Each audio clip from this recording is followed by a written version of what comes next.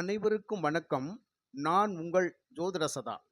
இந்த பதிவுல 12 ராசிக்காரவங்கள்ல எந்த ராசிக்காரவங்க முருகன் கோவிலுக்கு போயிட்டு வந்தால், முருகனை வேண்டி வணங்கி வழிபட்டால், அந்த வேண்டுதல்கள் நிறைவேறும் அப்படிங்கிறத பத்தி தான் இந்த பதிவுல நம்ம தெளிவா பார்க்க போறோம். 12 ராசிகள்ல எந்த ராசிக்காரவங்க இந்த முருகன் கோயிலுக்கு போனால், வேண்டுதல் வச்சால் அந்த வேண்டுதல் நிறைவேறும். நண்பர்களே, கொஞ்சம் பதிவை ஸ்கிப் பண்ணாம பாருங்க. இது ஒரு சாதாரண பதிவு அல்ல. ரொம்ப ரொம்ப முக்கியமான பதிவு. அதாவது ஜோதிட சாஸ்திரத்துல 27 நாமயோகங்கள் இருக்குது. 27 நட்சத்திரங்கள் போல 27 நாமயோகங்கள் அப்படிங்கிறதும் இருக்கு. இந்த 27 நாமயோகங்கள்ல ஒவ்வொருத்தரும், ஒவ்வொரு ராசிக்காரவங்களும் ஒவ்வொரு நாமயோகத்துல பிறந்திருப்பாங்க. இந்த நாமயோகத்துக்கு யோகாதிபதின்னு ஒருத்தர் இருப்பாரு. அவயோகி அப்படிங்கிற ஒரு கிரகம் இருக்கும். அப்போ யோகாதிபதி அப்படிங்கிற கிரகம் நமக்கு அதிகமான நன்மைகளை செய்யும் அப்படிங்கிறத நம்ம பலனாக எடுத்துக்கலாம். அதே மாதிரி அவயோகியாக இருந்தால் நிச்சயமாக நமக்கு நன்மை செய்ய மாட்டார் அப்படிங்கிற விதத்தை நம்ம புரிஞ்சுக்கலாம்.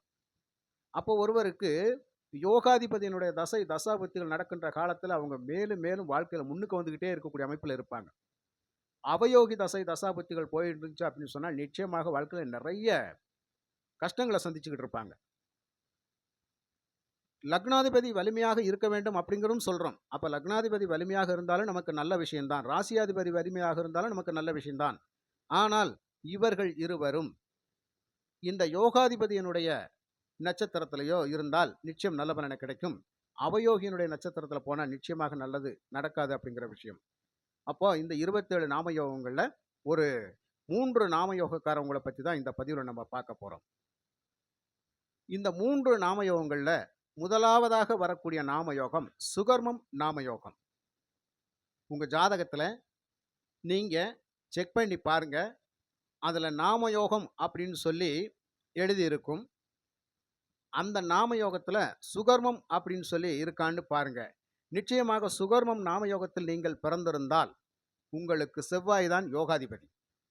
இந்த செவ்வாய் பகவான் பூமிகாரகன், நிலகாரகன், இடம் சம்பந்தப்பட்ட விஷயங்களுக்கும் அத்தனைக்கும் இவர்தான் பொறுப்பு. வீடு மனை சம்பந்தப்பட்ட விஷயங்களுக்கும் இவர்தான் பொறுப்பு. அப்போ இவர் ஒருத்தருடைய ஜாதகத்துல நல்ல நிலையில இருந்தால்தான் சொந்த வீடு வாசல் அப்படிங்கிற ஒரு கனவு நிறைவேறும். அது மட்டும் அல்லாமல் பல கோடி சொத்துக்களை கொடுக்கக்கூடிய அதிபதியும் இவர்தான். அப்போ இந்த செவ்வாய் பகவான் தான் சுகரமம் நாமயோகத்தில் பிறந்தவங்களுக்கு யோகாதிபதியாக வர்றார். அப்போ இவருடைய நட்சத்திரம் அப்படிங்கிறது சித்திரை நட்சத்திரம். அப்போ சுகர்மம் நாமயோகத்தில் நீங்கள் பிறந்திருந்தால் உங்களுக்கு யோகாதிபதியாக வரக்கூடியவர் செவ்வாய் பகவான். இவருடைய நட்சத்திரம் சித்திரை நட்சத்திரம். நீங்க இந்த நாமயோகத்தன்னைக்கு சுகர்மம் நாமயோகம் எப்போ வருதோ அந்த டயத்தில் முருகப்பெருமானுடைய ஆலயத்திற்கு சென்று, அதாவது திருச்செந்தூர் முருகப்பெருமான் ஆலயத்திற்கு சென்று முருகனை தரிசித்து உங்களுடைய கோரிக்கைகளை அவர்கிட்ட வச்சு வேண்டுதல் பண்ணீங்க அப்படின்னு சொன்னால் அந்த வேண்டுதல் உங்களுக்கு நிச்சயமாக உடனுக்குடனே நிறைவேறக்கூடிய அமைப்பில் இருக்கும்.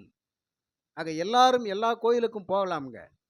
ஜாதக ரீதியாக யார் யார் எந்த கோயிலுக்கு போகணும் அப்படிங்கிறது தான் ஒரு முக்கியமான விஷயம். ஆக நமக்கு யார் என்ன செய்வா, நம்ம யாருக்கிட்ட போனால் நமக்கு என்ன கிடைக்கும், நம்ம தேவைகளை நிவர்த்தி பண்ணக்கூடிய நிறைவேற்றி தரக்கூடிய பகவான் யார் அப்படின்னு தெரிஞ்சு போகணும். அந்த விதத்தில் சுகர்மம் நாமயோகத்துக்காரவங்க போக வேண்டிய கோயில் திருச்செந்தூர் முருகப்பெருமானுடைய ஆலயம். அப்போ இந்த ஆலயத்துக்கு நீங்க போய் உங்களுடைய வேண்டுதலை வச்சிங்க அப்படின்னு சொன்னால் அந்த வேண்டுதலை நிறைவேற்றி கொடுப்பார். அப்போ இந்த நாமயோகத்தன்னைக்கு போங்க. உங்களுக்கு சித்திரை நட்சத்திரம் யோக நட்சத்திரம். புரியுதுங்களா?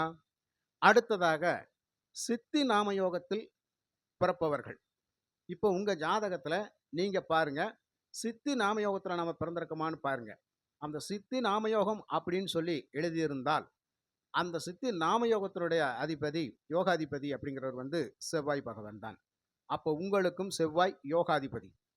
இந்த யோகாதிபதியினுடைய நட்சத்திர புள்ளி அவிட்டம் நட்சத்திரம்.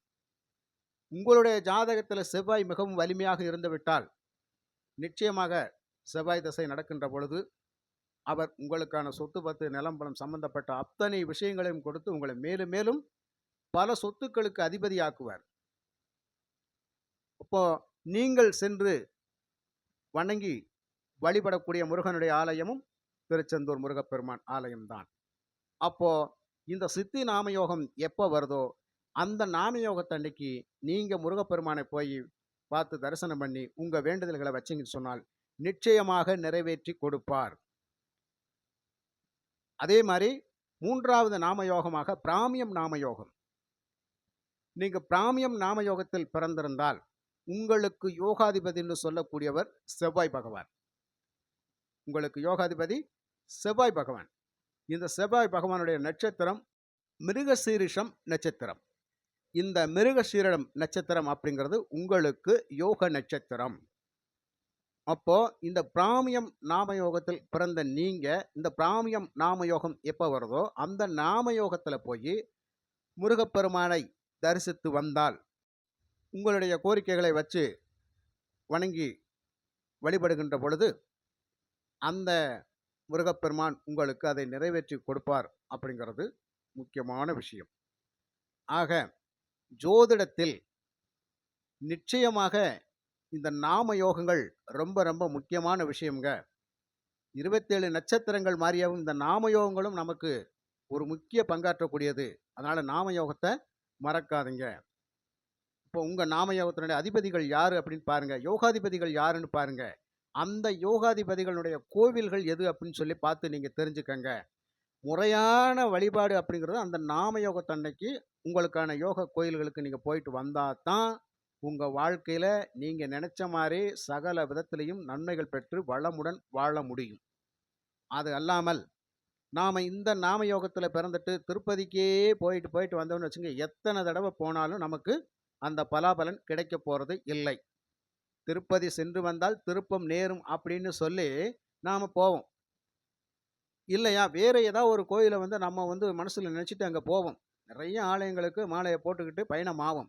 ஆனால் எல்லா கோயிலுக்கு போயிட்டு வந்தாலும் சில பேருக்கு அங்க போயிட்டு வந்தா அங்க நல்லா இருக்கும். பல பேருக்கு அங்க போயிட்டு வந்ததுக்கப்புறம் நல்லா இருக்காது. சொல்லுவாங்க, சாதாரணமா சொல்லக்கூடிய விஷயங்கள்.